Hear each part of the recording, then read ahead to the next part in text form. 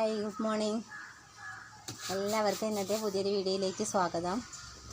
എന്താ കാലിന് പറ്റി മോനൂസ? മോനൂസ് ഇന്നലെ രാവിലെ സൈക്കിൾ ചവിട്ടി വീണു, കൈയൊക്കെ മുറിയായിട്ടുണ്ട്. ഇനി സൈക്കിൾ എടുക്കുക റോട്ടുമ്മക്ക് ഇനി എടുക്കുമല്ലോ, ഇനി ഇവിടെ മുറ്റത്ത് നോക്കിയാൽ മതി. 4 മണിക്ക് അച്ഛനോട് ചോദിച്ചിട്ട് എടുക്കട്ടോ, ചീത്ത അറിയും. അപ്പോൾ അതാ ഗൈസ്, എൻ്റെ രാവിലത്തെ പരിപാടികളൊക്കെ കഴിഞ്ഞു. രാവിലെ ഇന്നും പതിവ് പോലെ ദോശയാണ് ഉണ്ടാക്കിയിട്ടുണ്ടായിരുന്നു, ചട്നി അരച്ചു, പിന്നെ ചോറായി. കറി ഇതാ അടുപ്പത്തുണ്ട് കേട്ടോ. കറി എന്താണെന്ന് വിചാരിച്ചാൽ പിന്നെ പൂളയാണ് കറി. ഈ പൂളാന്ന് പറയുമ്പോൾ നമ്മുടെ മലപ്പുറം നാട്ടിലൊക്കെ മരച്ചീനി കപ്പ എന്നൊന്നും പറയില്ല, പൂളാന്ന് പറയുക കേട്ടോ. പക്ഷെ മറ്റുള്ള നാട്ടിലൊക്കെ അത് വല്ലാത്തൊരു ഭാഷയാണെന്നൊക്കെ പറയണത് കേൾക്കാം. പക്ഷെ നമുക്കത് പറഞ്ഞ് ശീലിച്ചു പോയി. അപ്പോൾ കറി പൂളയാണ്.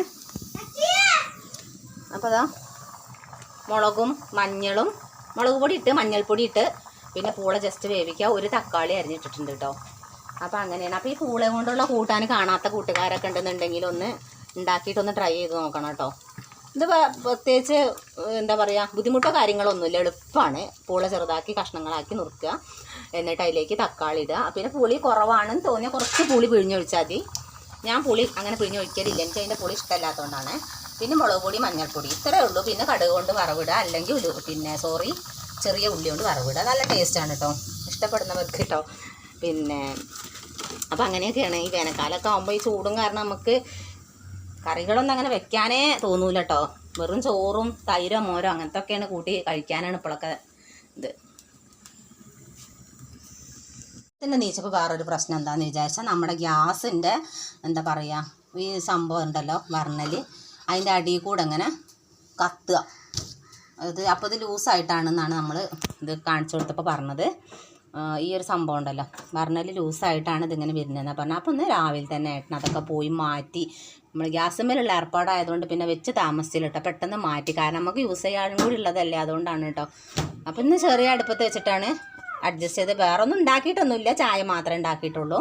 ഗ്യാസുമ്മേൽ അങ്ങനെ ഒരുപാട് സാധനങ്ങൾ ഉണ്ടാക്കാനൊന്നും ഉണ്ടാവില്ല, ഞാനങ്ങനെ വെക്കാറുമില്ല. കാരണം നല്ല വേനൽക്കാലമല്ലേ, കത്തിക്കാനൊക്കെ ഇഷ്ടം പോലെ ഉണ്ടല്ലോ.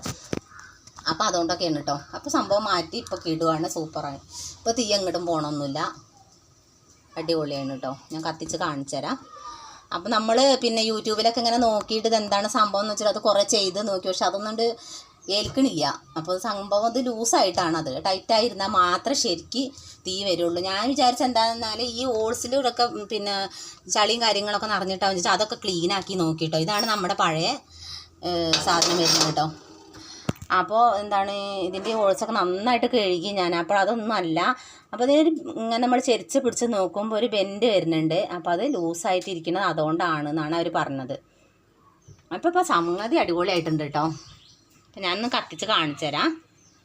അപ്പോൾ ഇതാ ഗൈസ്, നല്ല അടിപൊളിയായിട്ട് കത്തുന്നുണ്ട്. ഗ്യാസിൻ്റെ അടുത്തേക്ക് ഫോൺ കൊണ്ടുപോകാൻ എനിക്കൊരു ചെറിയ ഭയമുണ്ട് കേട്ടോ. അപ്പോൾ ഓക്കെ, കഴുകാനുണ്ട്, പാത്രം കഴുകിയിട്ടില്ല. ഇനി കറിയും കൂടെ വെച്ചിട്ട് പിന്നെ മോര് കാച്ചണം. അപ്പോൾ ഒന്നിച്ച് പാത്രം കഴുകാമെന്ന് വിചാരിച്ചിട്ടാണ് പാത്രം കഴുകാത്തത്. ഇന്നലെയൊക്കെ നല്ല ചൂടാണ് കേട്ടോ, ഇന്നും അങ്ങനെ തന്നെയാണ്. ചെറിയൊരു മഴക്കാറ് അവിടെ ഇവിടെയൊക്കെ ഉണ്ട്, പക്ഷെ മഴ അങ്ങോട്ട് കിട്ടണില്ല.